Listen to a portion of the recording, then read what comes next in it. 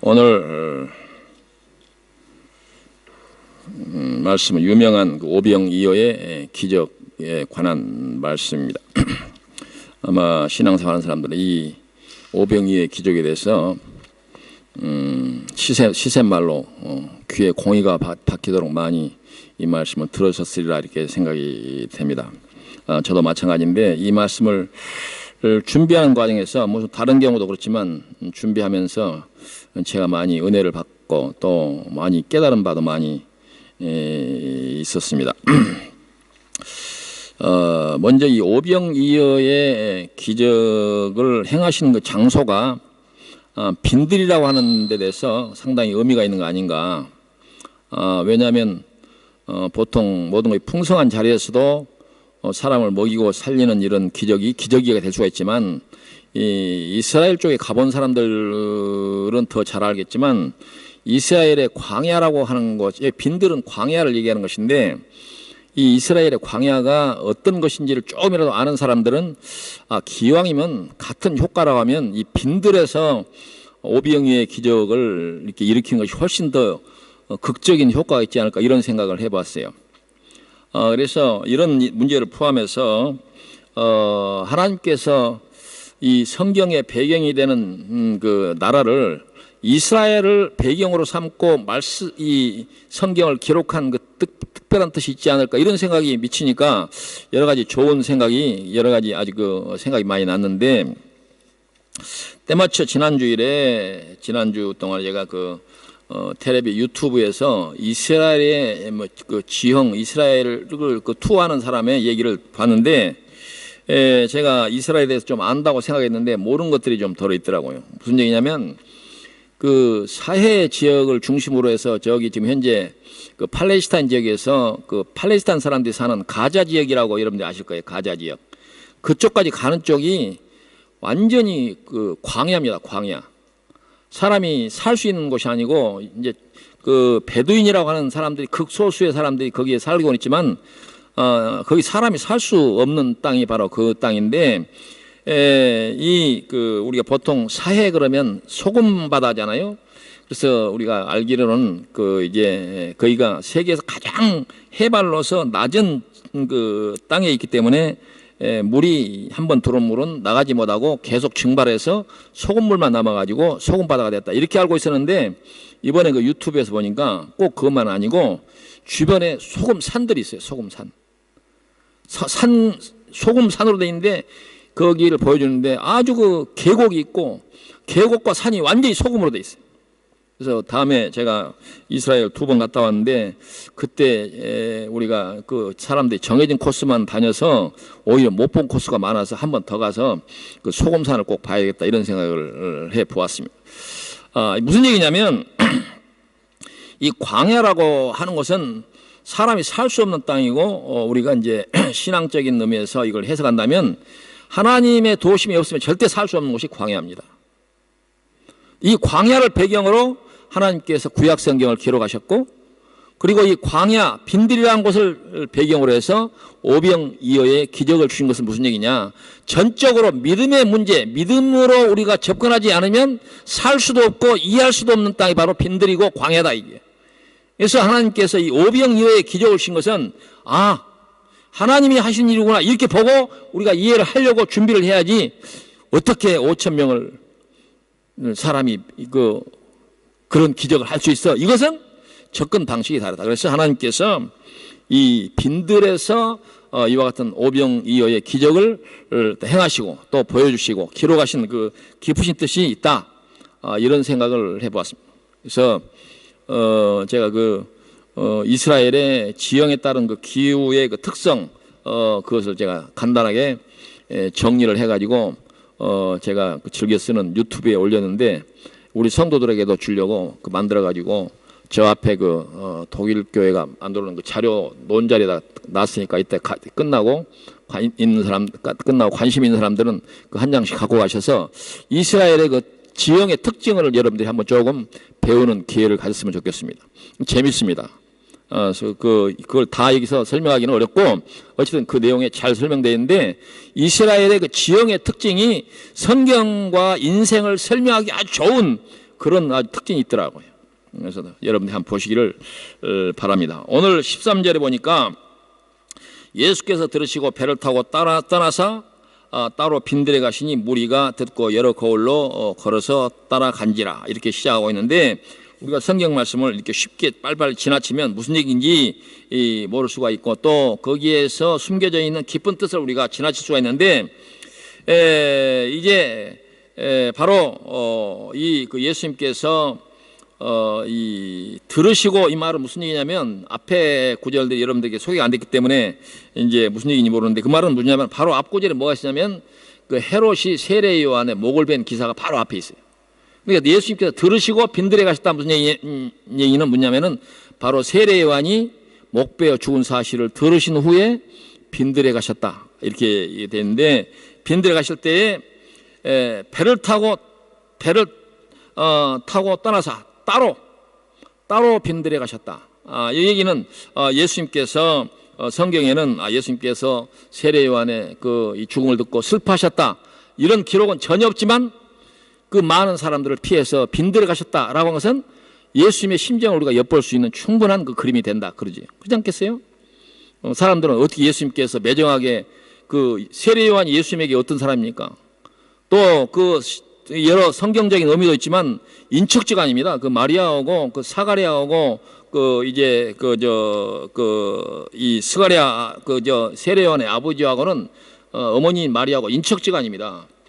그래서 성경적인 그런 의미가 아니라고 하더라도 인척이 지금 그런 그 비참한 사망을 당했는데 예수님께서 아무 말씀도 안 했다라고 비난하는 사람도 있을지 모르지만 그 말은 없지만 예수님께서 이 빈들에 따로 가신 것이 그 깊으신 뜻이 있다. 그래서 예수님의 그 슬픔의 모습이 이 말씀의 기록 가운데 있는 것 아닌가 이런 생각이 듭니다.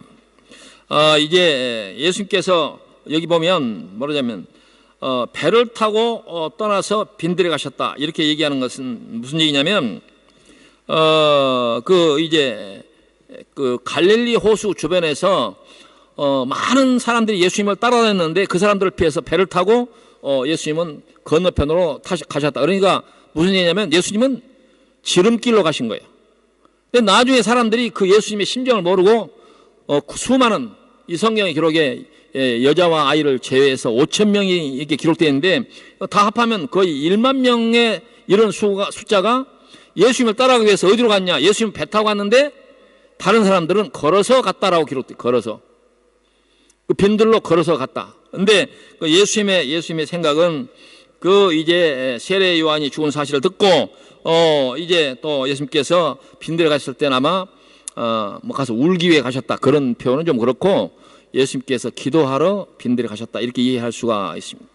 근데 이제 사람들은 예수님의 그런 심정을 알았는지 몰랐는지 모르지만 자기들이 처해 있는 여러 가지 현실적인 예를 들어서 병이 들었다든지 그리고 당시에 이스라엘 나라가 정치 사회적으로 이웃 나라의 속국이 돼가지고 식민지 생활하는 이런 비참한 생활의 그런 공적이든 사적이든 이런 그 절박한 문제들이 있었기 때문에 예수님의 심정과는 상관없이 걸어서 삥 돌아갔다 이런 얘기 아닙니까? 예수님은 지름길로 갔는데 삥 돌아갔다 이런 얘기입니다.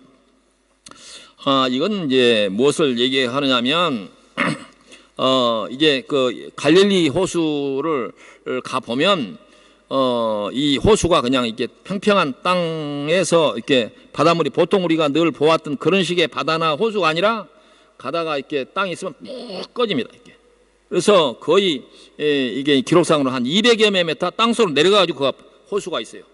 그러니까 무슨 얘기냐면 보통 바다도 보통 호수도 이렇게 지름길로 가고 이렇게 돌아가면 돌아가는 길이가 길 텐데 이 갈릴리 호수는 이 돌아가는 거리가 훨씬 더 길고 그리고 뭐 지금 같은 시대가 아니기 때문에 사람들이 걸어서 갔다라고 하는 것은 대단히 이 이스라엘 백성들이 그 예수님을 따라가기 위해서 상당한 수고를 했다 이런 얘기가 돼요. 상당한 수고를 했다.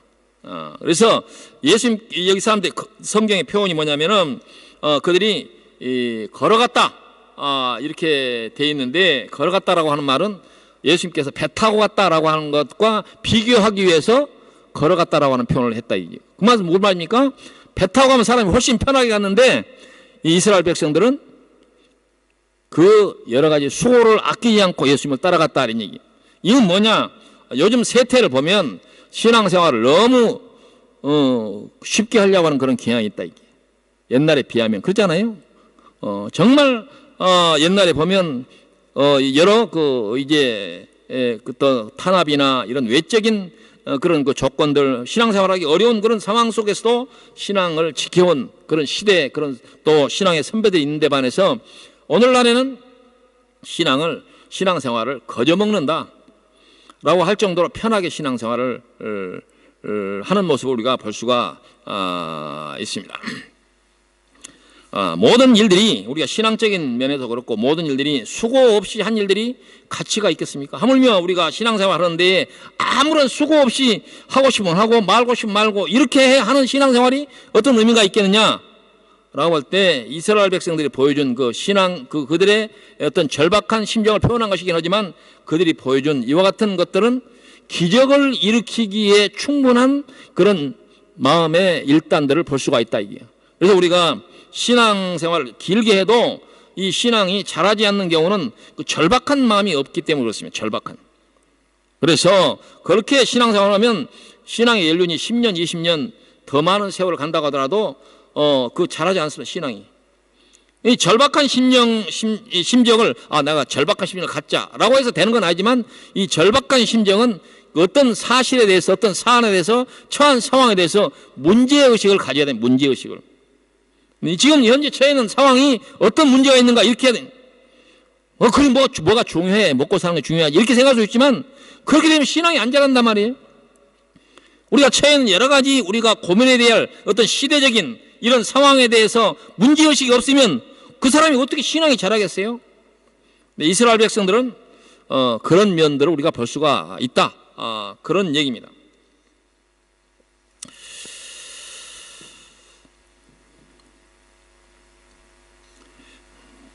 제가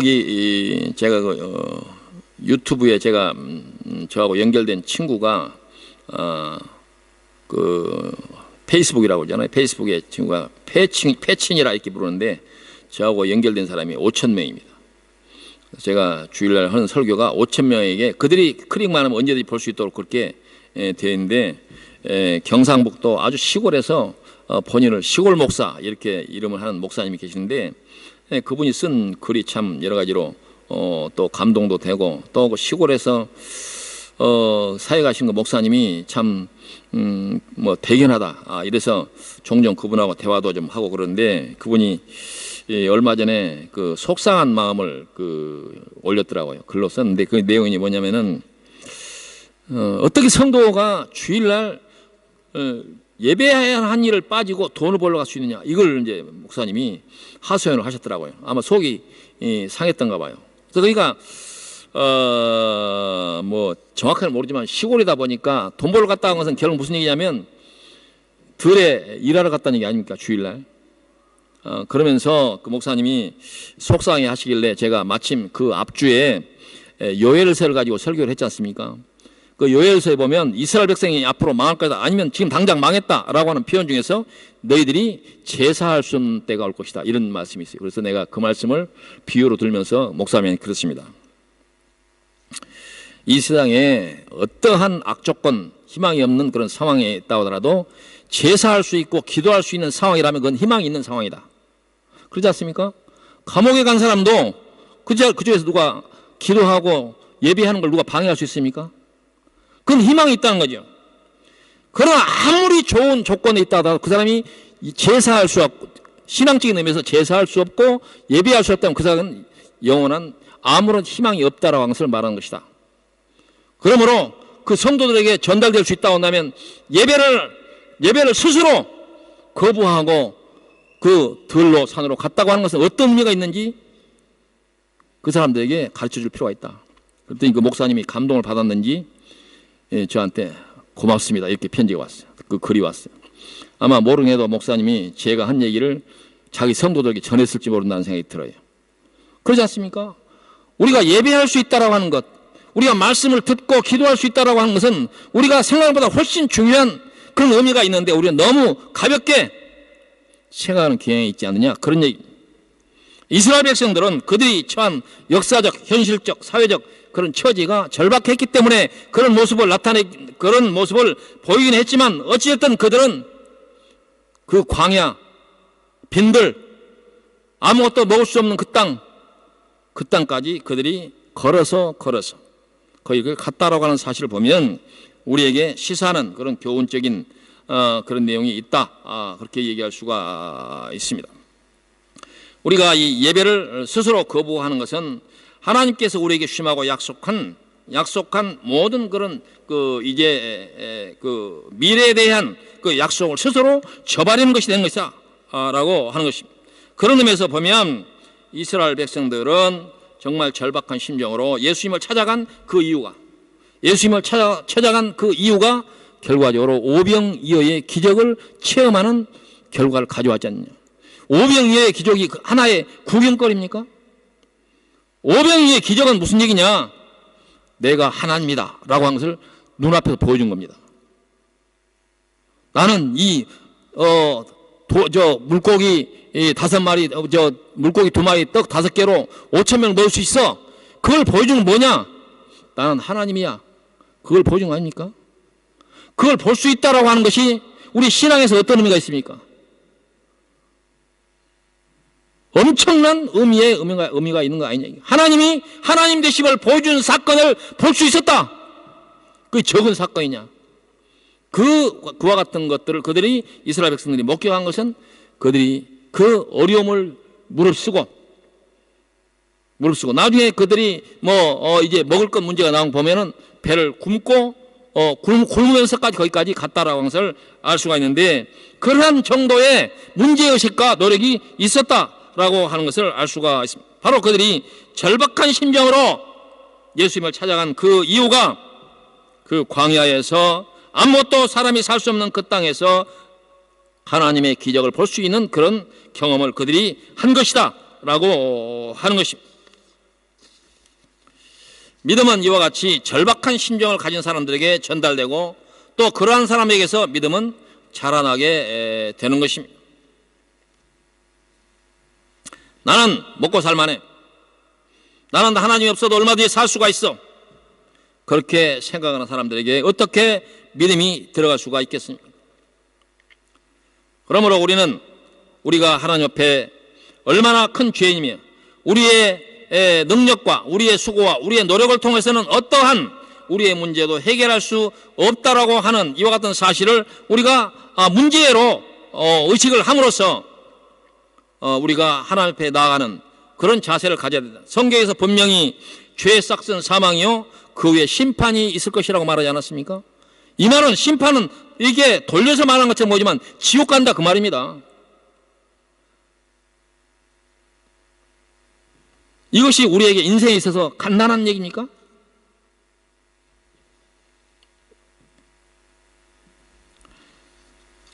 요엘서에서 말했듯이 우리는 가슴을 치고 기도해도 오히려 부족한 사람들입니다. 지난 앞주에 소개했던 요엘서 2장 12절에 여호와의 말씀에 너희는 이제라도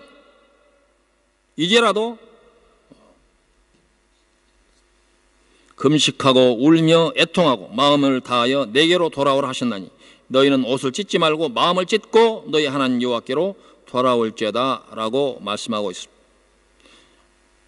이와 같은 말씀들은 이스라엘 백성들의 그 절박함에 호소한 것입니다. 너희들이 이와 같은 문제의식을 가지고 옷을 이제 금식하고 울며 애통하며 기도하라 이렇게 말씀하고 있습니다. 이번에 우리나라에서 3월 1일 3.1절을 두고 한국 교회가 연합으로 연합 예배를 드린다.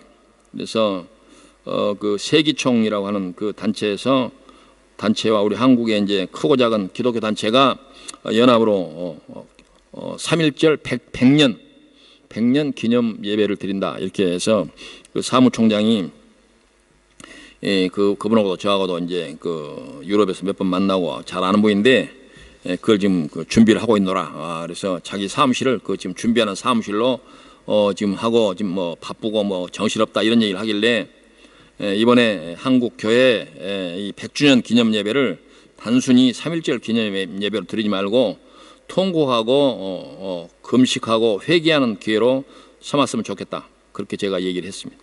주제 넘는 얘기인지 모르지만 그 사무총장 목사님이 그렇게 하겠노라. 그렇게 얘기를 했습니다. 지금 사실 우리가 절박한 마음으로 회개하고 통곡을 해도 오히려 모자란 때가 아니냐. 시대가 보여주는 여러 가지 징조들이 그러지 않습니까? 저만 그걸 느끼는 거지만 여러 자연현상이란다든지 정치 사회적인 현상들, 경제적인 현상들이 지금이야말로 정말 절박한 심정으로 기도해야 할 때가 아닌가 이런 생각이 들어요. 근데 단순히 우리가 하던 세레모니, 의식, 절차 이와 같은 것에 우리가 집중하거나 또 그런 형식이 아니라 정말 마음으로부터 회개하고 통회하고 자복하고 기도하는 그런 기회로 삼아야 되겠다 그런 얘기입니다.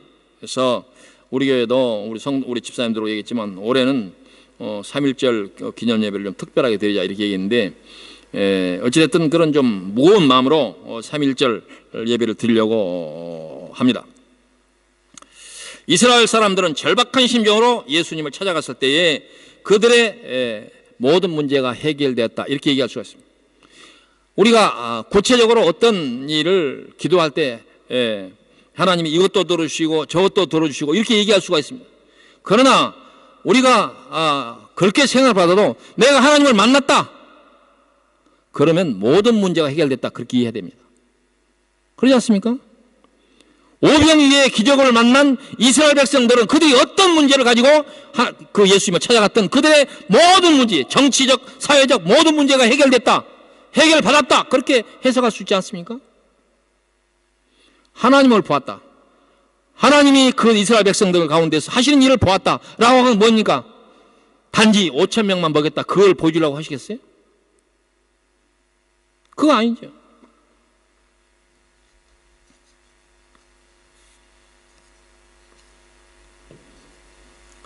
이 오병이어의 문제는 하나의 믿음의 문제입니다.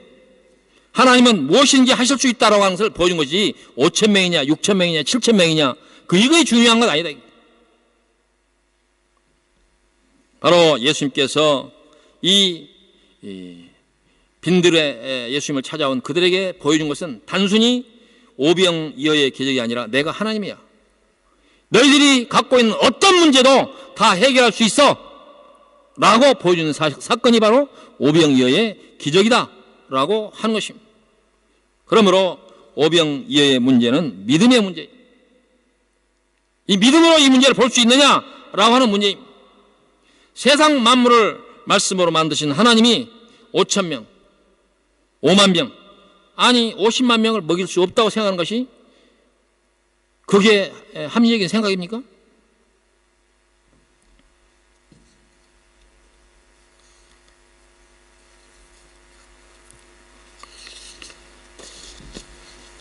사람들은 자꾸 어떤 사안을 이해하려고 할 때에 과학이나 이런 상식이나 자기가 알고 있는 것들의 근거를 가지고 판단하려고 합니다. 그 중에 제일 많이 사용되는 것이 과학적이지 않다.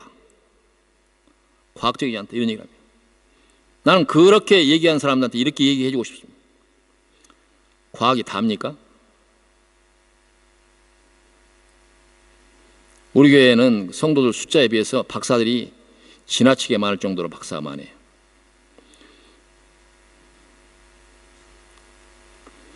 근데 왜 지금 전 세계에서 박사가 되려고 지금 공부하는 사람이 몇 명이나 될까요? 알 수 없지만 모르긴 해도 아마 수만 명은 될 거예요. 그 말은 무슨 말입니까? 아직도 규명하고 밝혀야 할 일들이 그만큼 많기 때문에 박사가 되려고 하는 사람들이 수십만 명이 줄을 서 있는 거 아니겠어요? 과학이 모든 걸 다 밝혔으면 이제 박사 필요 없어. 그런 시대가 될 텐데 지금도 박사 된 사람도 공부하고 박사 되려고 하는 사람도 공부하고 그러잖아요. 근데 그 과학이 하나님의 세계를 다 설명할 수 있습니까?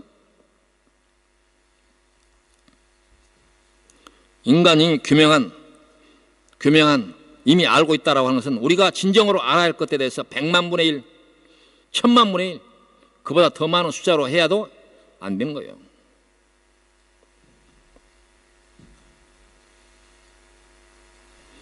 하나님이 세상 만물을 말씀으로 만드셨다고 하는 사실을 믿겨지지 않는다고 한다면, 그것이 과학적이지 않다라고 만약에 누군가가 말을 한다면 나는 그 사람에게 그렇게 얘기하고 있습니다. 당신 여기에 어떻게 서 있고 당신의 자녀가 당신 무릎에 어떻게 있는지 설명해 보시오. 과학적으로 설명이 됩니까?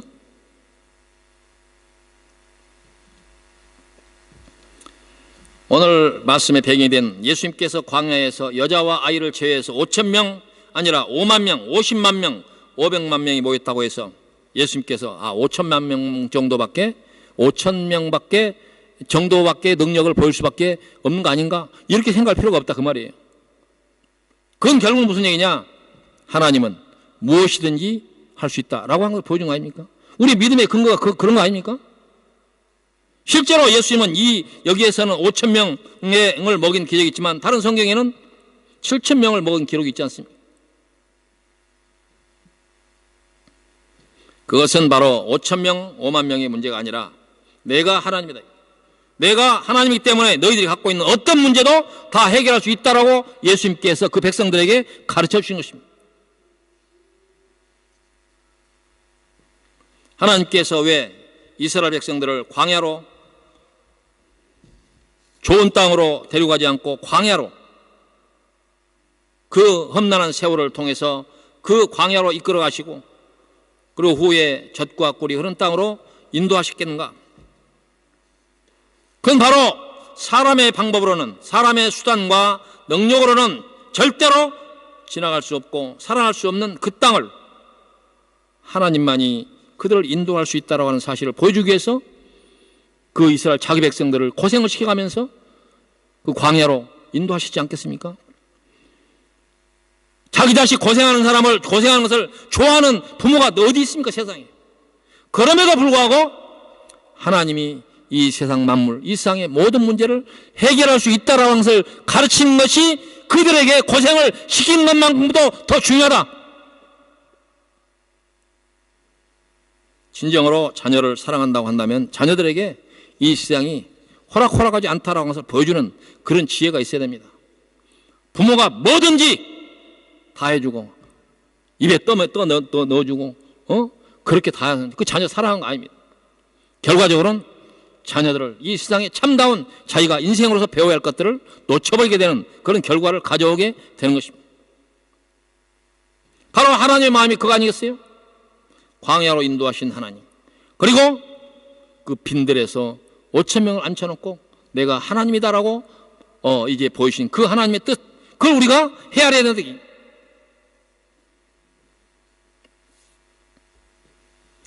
하나님께서 아무리 우리에게 좋은 걸 주시겠다고 하는 약속이 있다고 하더라도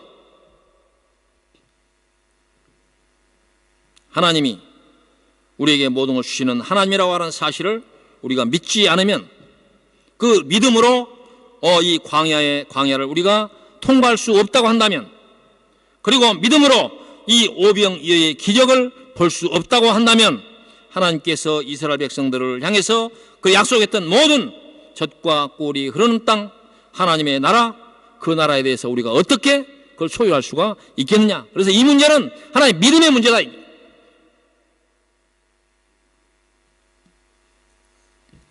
바로 믿음이 없이는 광야를 지나갈 수도 없고 믿음이 없이는 이 오병이어의 기적을 만날 수도 없다, 그런 말입니다. 오늘 말씀에 제자들이 여기 우리에게 있는 것은 떡 5개와 물고기 2마리 뿐입니다. 그러니까 이게 턱없이 부족하다, 그런 얘기죠. 이건 숫자를 얘기한 게 아니라 애시당초 이건 말이 안 되는 얘기입니다, 이런 얘기. 이 말이 안 되는 상황 앞에서 예수님께서 이렇게 말씀하십니다. 이르시되 그걸 4개 가져오라 하시고 무리를 명하여 잔디 위에 앉히시고 떡 5개와 물고기 2마리 가지사 하늘을 우러러 축사하시고 떡을 떼어 지하들에게 주매 지하들이 무리에게 주니 다 배불리 먹고 남은 조각을 12 바구니에 차게 거두었으며 먹은 사람은 여자와 어린이 외에 5,000명이나 되었더라. 오병이어의 기적은 하나의 먹는 문제가 아닙니다. 믿음의 문제입니다. 바로 무리를 걸으신 문제는 기술의 문제가 아니라 믿음의 문제입니다.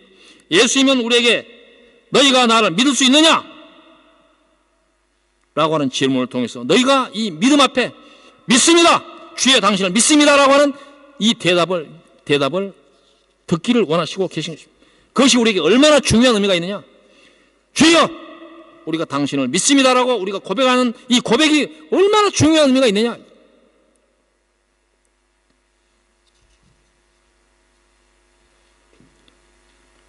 히브리서 12장 1절 이하에 이러므로 우리에게 구름같이 둘러싼 허다한 증인들이 있으니 모든 무거운 것과 얽매이기 쉬운 죄를 벗어버리고 인내로써 우리 앞에 다한 경주를 하며 믿음의 주요 또 온전하게 하신 이인 예수를 바라보자. 이렇게 말씀하고 있고 마가복음 9장 23절에 보면 믿는 자에게는 능히 하지 못할 일이 없느니라 말씀하고 있습니다. 요한복음 3장 36절에는 아들을 믿는 자에게는 영생이 있고 아들에게 순종하지 아니하는 자는 영생을 보지 못하고 도리어 하나님의 진노가 그 위에 머물러 있느니라. 사랑하는 성도 여러분, 믿는 자에게 주신 하나님의 약속은 성경에 기록한 30배, 60배, 100배 문제가 아닙니다. 오병이어의 문제가 아닙니다.